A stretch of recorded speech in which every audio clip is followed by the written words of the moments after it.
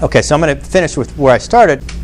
Any symptom that you have, there's a cause. Okay?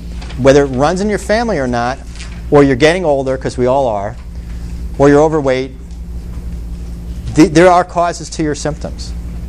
Now, whether or not we can figure that out, that's another story, but you have to at least start asking the right questions before you just throw your hands up and say, well, nobody knows. You can treat symptoms with drugs. And by the way, if you really want to treat your symptoms, use the drugs. That's what they were designed to do. If you're having trouble sleeping, you're better off taking a sleeping pill for a lot of people than just say, well, let me try this is good for sleep and that's good for this. Because what can happen is over the long term, you can create new imbalances in your body and end up with new symptoms, and you'll never know that it's the supplements themselves causing them. Okay, so how do you use the supplements? Use only nutritional amounts of supplements. Don't use hyper mega doses of anything unless you really know what you're doing, because otherwise you're playing Russian roulette. Don't treat your symptoms with supplements. This is very dangerous.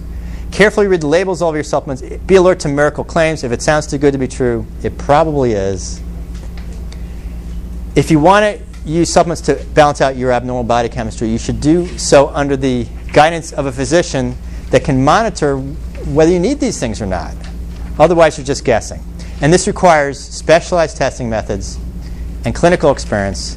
And I know a doctor that can do this for you. Now, the doctor must be able to monitor a whole bunch of things. Your acid-base balance, your antioxidant-oxidant balance, your mineral balance, your autonomic balance, and your hormone balance. Because if you don't know what you're doing with these things, you're just throwing stuff in there and say, oh, this may help this, and it may for a while, but you really got to know what you're doing.